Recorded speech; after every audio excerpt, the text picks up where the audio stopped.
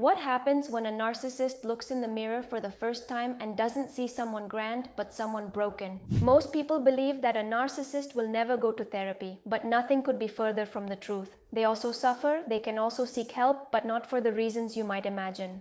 People don't say, "I'm a narcissist, I need a psychologist to help me get rid of this narcissism." It doesn't work like that, but they still come, and you'll love why. Stay with me in this video as I share some fascinating, lesser-known facts about narcissism that even many psychologists aren't aware of. In fact, I've seen psychologists treat patients with a narcissistic profile without realizing what they had. And the thing is, in psychology, things aren't always what they seem. I'm Claudia Nicolasa, a psychologist and author of Es Manipulación y No Lo Sabes. And on this channel, we analyze current topics, TV shows, celebrities, and news from a psychological perspective. So you can learn to analyze people and improve your life and your relationships. Subscribe, it's free.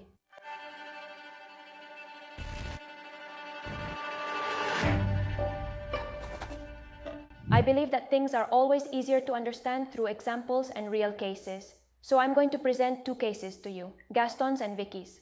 Gastón comes to therapy for a very specific reason. He is an elite police officer, and during a mission against some drug traffickers, he makes a serious mistake and many innocent people lose their lives. The police force makes him take a break, and he comes to therapy because he wants psychological clearance, stating that he is perfectly mentally healthy to return to work. That's normal, that's healthy. It would be normal to feel some guilt, sadness, or pain about what happened. In addition, it would also be normal to feel some fear and anxiety knowing that some drug traffickers have a photo of you since you are the one responsible for their family's deaths. But Gastón denies feeling any of that. He says that it's simply his profession and that sometimes there are mistakes. However, even though Gastón denies feeling remorse, anxiety, or fear, it turns out that he exercises so compulsively that he ends up having a heart attack. In other words, even if he doesn't rationally connect with that guilt, he acts it out by punishing himself. I think that for someone who doesn't feel any guilt, you really want to atone for those deaths. This heart attack does force him to take medical leave, and that's when Gastón experiences a major crisis, what we call a narcissistic collapse. Because when he's no longer able to work as a police officer, when he can't take refuge in that acquired role of being an important, strong, insensitive, invincible elite cop, he starts to realize that his personal life and his inner self are empty. Despite having friends, family, a wife, and a son, he has spent his whole life carrying a deep pain that he has always run away from.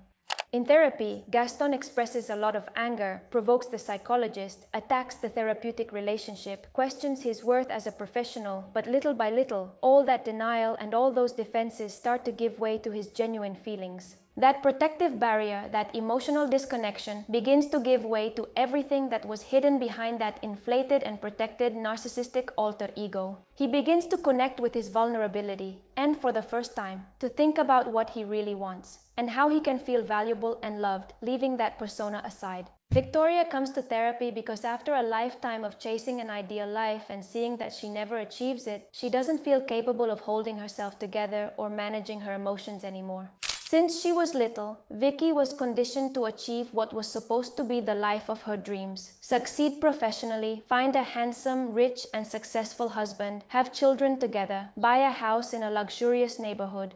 All I know is I won't go to the wedding alone. And while all her friends are gradually achieving what she longs for, Vicky is unable to be happy for them. What she feels is more like envy. I envy others for having what I want. Does that make me bad?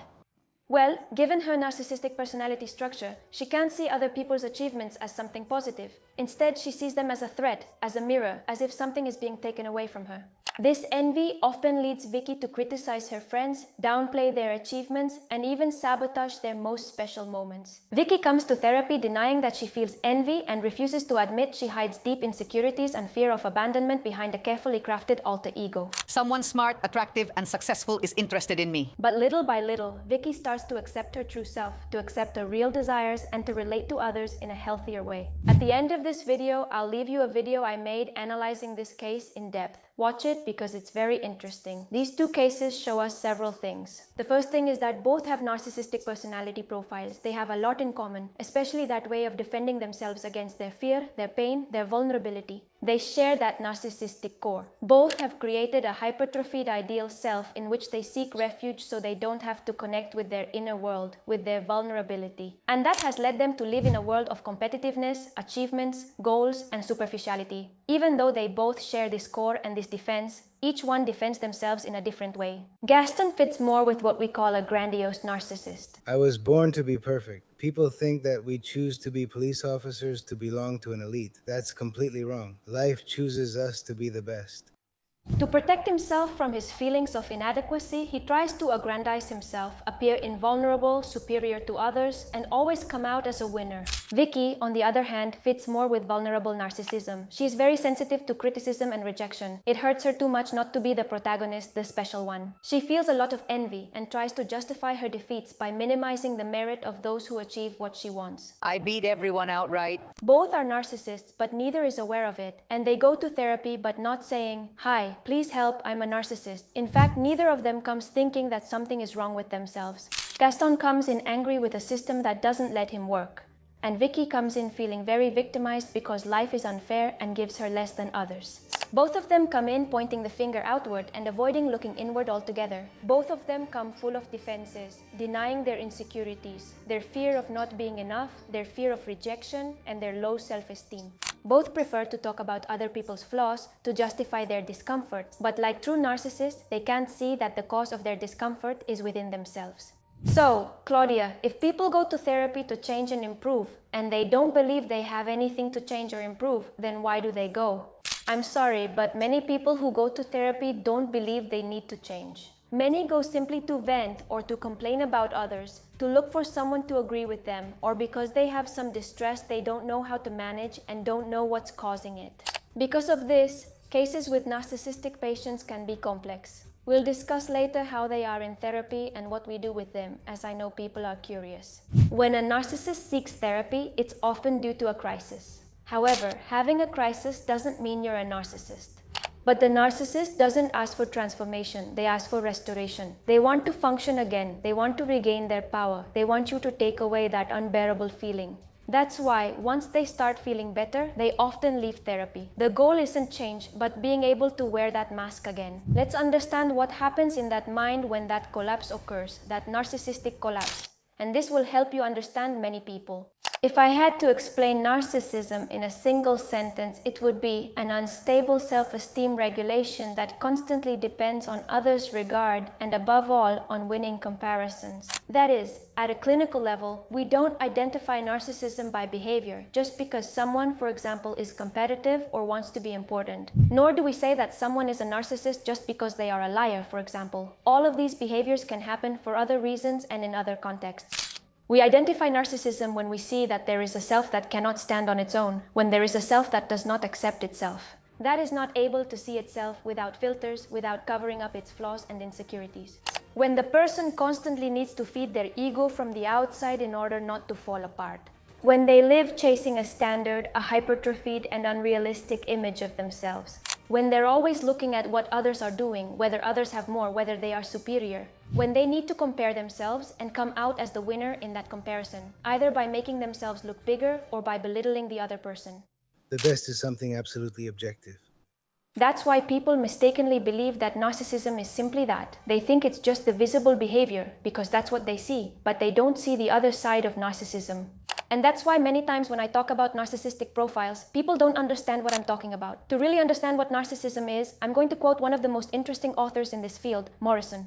Morrison describes narcissism as a dialectic between two poles that are always present in the same person. There's that expansive pole of exhibitionism, grandiosity, exuberance, and contempt, what everyone knows as narcissism. But on the other side, and also as part of narcissism, there's the contracted pole. Inferiority, shame, hypersensitivity, fear of rejection, fear of abandonment. It's the side that isn't seen and that the narcissist themselves denies and tries to compensate for with the other pole. Having dependencies or feeling small doesn't make you a narcissist. What makes you a narcissist is not accepting it, not connecting with it, and defending yourself from it with all these narcissistic strategies. I wish everyone understood this because I'm tired of repeating it. This contracted side is always present in a narcissistic person. It disturbs them in one way or another, and the narcissistic person runs away from it. So, what happens then? Grandiosity is a defense mechanism to avoid falling into that contracted side that hurts them so much. It's to avoid coming into contact with that self-image they feel is unbearable. In other words, after all, narcissism is a defense. There are people who have low self-esteem, insecurity, they connect with it, admit it, talk about it, and try to work on it. But the narcissist can't tolerate, accept, or often even notice it. So they defend with this narcissistic, grandiose attitude. How do they do this? Well, maybe by creating an idea of how their identity, their way of being, their appearance, their life should be. And they chase after it anxiously, just like we see Vicky do. Or maybe by taking refuge in a role that's seen as successful, a winner, admirable, just like we see Gastón do. That's why many narcissistic profiles end up achieving success in their personal, professional, financial, social lives, and so on.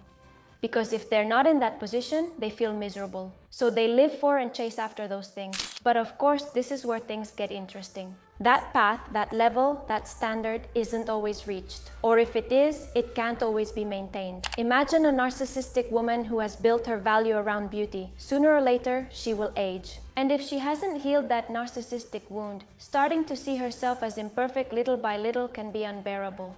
Or imagine a man who has built himself around being a medal-winning athlete, someone everyone admires, who always wins, and suddenly he suffers an injury.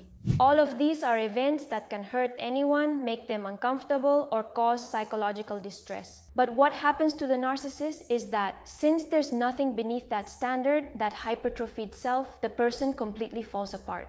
A very classic example is that businessman who has devoted himself completely to his profession, to his career, who has always been very successful, who has made a lot of money, who is highly admired socially, and who maybe retires or perhaps goes bankrupt. If that businessman has a narcissistic personality structure, he doesn't feel valuable for who he is, but for what he achieves, for how he is admired.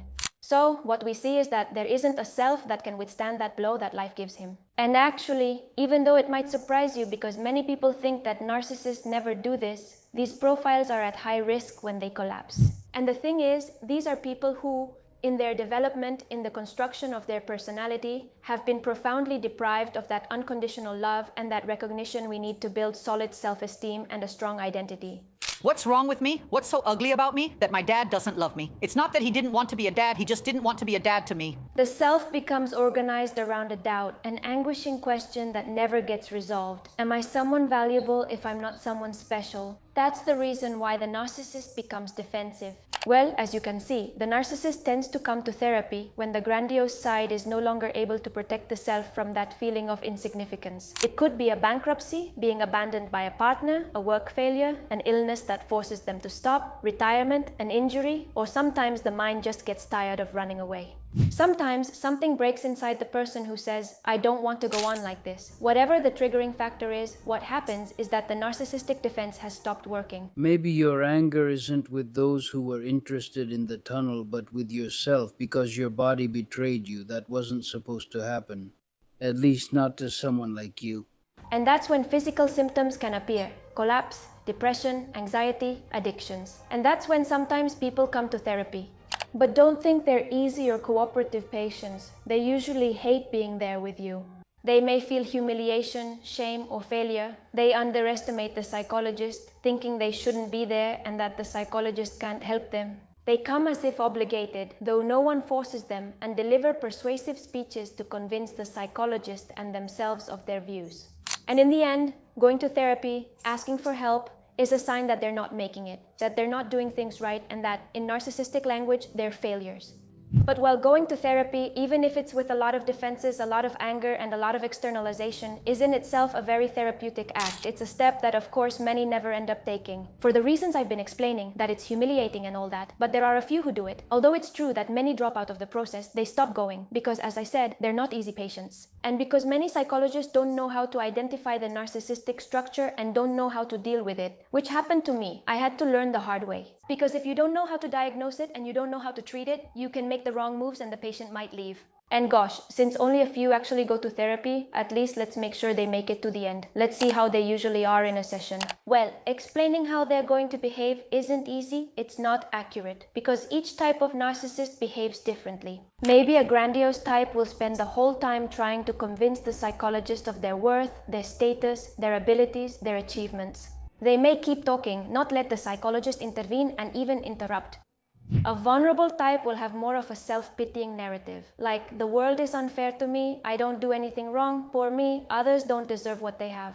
And an antagonistic type might be more likely to attack the psychologist, trying to step on them, make them feel inferior, take control of the therapy, making the professional seem like they're beneath the patient. You have no right to treat me like a rag to clean up others' messes. But there are certain common elements that these patients have, which allow us to understand narcissistic collapse much better. First, the feeling of shame, not guilt. As I said before, they usually don't believe they are responsible for their problems or for what goes wrong in their lives, so it's unlikely that they will express guilt. It's rare for them to say right away, I did this wrong, I need to learn from this, I need to change this. What they feel is more like shame, but they don't express it because they're not aware of it. They act it out. Let me explain. There's an important difference between guilt and shame. Guilt is about something you've done wrong, something specific, while shame is about your identity, who you are. Guilt would say, I've done something wrong, and shame says, I am ridiculous, I am not enough, I am inferior. And the feeling of shame is key in narcissistic patients. Because the distance between their ideal self, that grand, special, admired, successful person, and their real self, who they are right now, is huge and unbearable for them. There is a very big and painful gap between who they are and who they believe and have programmed themselves to be. That's why these types of people, since they have so many defenses up and their sense of self is so fragile, don't connect with their shame. They are not aware of that feeling of smallness, humiliation, insufficiency, or shame, and what their mind does to protect them from it is attack. Do you know someone who, when they receive criticism, rejection, or make a mistake, instead of getting sad, they become angry, furious, or upset? Often, that's just shame in disguise. And in that sense, you have to be very careful with the pace and the words you use, because confronting these patients abruptly and without careful planning intensifies their shame and produces exactly the opposite effect. More anger, more defenses, and more likelihood of abandoning therapy. Remember, every defense, whether in a narcissist or anyone else, serves a purpose. For instance, grandiosity shields against shame. Devaluing others protects against dependency. Self-sufficiency protects against the fear of needing others. Idealization protects against emptiness. Anger protects against collapse, and collapse happens when, in the end, these defenses fail. But the therapeutic goal isn't simply to remove those defenses, because then you leave the person too vulnerable, too exposed. The goal is to understand what those defenses are protecting the person from, and to build something stronger and healthier so they can regulate themselves. In this relationship, you decided that you can attack me. You invaded my privacy and found out intimate things about my life. To build a therapeutic relationship where the patient can experience that their shame, their need for recognition, their dependence can be thought about without making them feel humiliated. In fact, it's common that if you make them aware of something they were denying in a very abrupt way, that is, if you confront them too directly, or if you lead them to let their guard down, feel vulnerable, cry, without then helping them rebuild a little, if you let the narcissistic patient leave your office without first having protected them a bit from what we've brought up and opened, they may feel so ashamed and exposed that they never return to the session, or they might come back, but very angry with the psychologist. The second element is narcissistic rage, anger at a world that has failed them. Rage towards others who haven't given them what they deserved. Rage towards the psychologist because they represent the need for help. That is, on the outside, they usually don't seem depressed, sad, or ashamed. They usually seem aggressive, irritable, argumentative, complaining, dissociated, in denial, very defensive. And that makes it difficult to detect and to treat. In fact, some authors who have studied revenge from a psychological point of view, that is, that irrational, intense, and pathological desire to hurt someone you perceive has done something bad to you. What they have found is that when shame is so tremendously unbearable, the mind transforms that into revenge. The mechanism is like, it's not that I'm the humiliated one, it's that the other person is guilty and has to pay. Disorganizing shame, the kind that can completely break a person down, then turns into a narrative of grievance and revenge, which gives the narcissist a sense of power, control, and superiority. That's why many times the depressed, collapsed narcissist doesn't seem sad, but rather offended or angry. The sadness is there, but it's encapsulated under anger, contempt, coldness, or defensive superiority. Number 3, victimhood and envy. We see this in patients who always blame others for their discomfort, focusing on others' mistakes but never criticizing their own behavior. And of course, here's where a big problem comes in. Psychologists, often empathetic and eager to help, may not realize they're getting caught up in a victim narrative during sessions and might even reinforce it. Why her and not me? How is she different from me? Why her instead of me? How is she different from me? That is, without meaning to, you end up agreeing that the problem is always other people, which makes it even harder for them to improve. And I see this so often in psychologists. I think we've all fallen into it.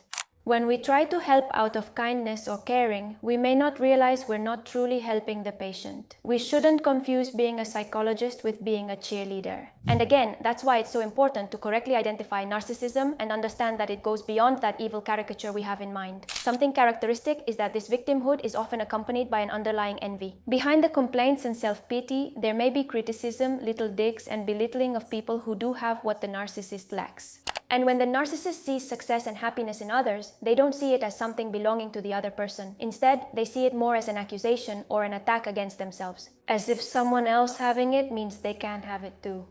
Another person's success reflects their own sense of insufficiency, which they can't tolerate. And that's why they criticize, devalue, and sabotage. The narcissist's envy isn't just, oh, I want what you have, it's more like, if you have it, then I'm less. And that's where the need to symbolically destroy what is valuable in the other person comes from. Number 4, anhedonia. Anhedonia is an inability to feel pleasure. And in the narcissist, it takes a very specific form. Nothing satisfies them unless there is applause, admiration, reward, or validation. They are always seeking the approval of others. They can have objective success, money, achievements, status, family, whatever it may be, and still feel completely empty. That any display of emotion, especially those related to weakness or loss of control, is illegitimate. Because the problem is that even if someone has come to rely on objective achievements for validation and support, the truth is that those achievements don't fill the void, no matter how great those achievements are or how perfect everything seems. That wound, that emptiness, the pain of not feeling valuable or accepting yourself, of not being yourself or truly connecting with others is heavy and it hurts. And the thing is, when there isn't enough internal continuity of the self, the narcissist can literally feel non-existent if they aren't looked at, admired, desired, or validated. That's why when that status, that achievement, that admiration disappears, it's not just that it hurts and causes pain. It causes panic, even collapse. It's not just losing something, they lose their very existence. Life loses meaning, they forget who they are, and they no longer want to continue. Without this, I am nothing. If I have nothing, I have failed, I'm worthless, I can't accept it, I don't want to go on. And that's why here comes the 5th point, the one nobody mentions. And in that sense, I want to tell you something very important. Narcissistic collapse is not something trivial. It can be very dangerous because in that context, ceasing to live seems like a solution to a humiliation that is unbearable. It appears as an escape from that feeling of emptiness and pain that has been avoided for so many years, but has only grown stronger. These people aren't in touch with their vulnerability or emotions. They can't manage their feelings, don't know how to seek help, and secretly hate themselves. I am the enemy. I am my own enemy. The narcissist can go from apparently perfect functioning to suicidal despair when that ideal collapses and without showing any signs. And in fact, in Gaston's case, something related to this happened. That day, the students and I had a hard time. I have to confess, a few tears slipped out. Because even though at first he was arrogant, tense, and unpleasant, as he started to open up and heal, we connected with him emotionally. We understood his trauma, his wound, his defense. We saw his human side. We were able to see beyond what the narcissist wants to show. But as always, when faced with a person who doesn't want to be helped and who doesn't want to have the courage to face their own demons, we also have to understand and accept our own limitations. You're not in love with me. You're in love with the idea of us. I'm going to leave you a video below in which I explain, through Vicky's case, how to treat narcissism. If you see yourself in these patterns, the need to be the best, trouble handling failure, or fear of appearing vulnerable, I have something to tell you. Narcissism doesn't make you a monster in itself. You're a human being with an unresolved wound, just like many others, and that wound can be treated. And narcissistic depression isn't just about being sad over something. It's the collapse that comes from no longer being someone in the eyes of others. Treating it isn't just about relieving symptoms. It's about transforming a way of living that's based on admiration, shame, and defensiveness. Being able to fail without falling apart, being able to be yourself, being able to relate to others without turning them into a mirror, an enemy, or a savior. Subscribe if you're new here, and I'll see you in the next video. Bye.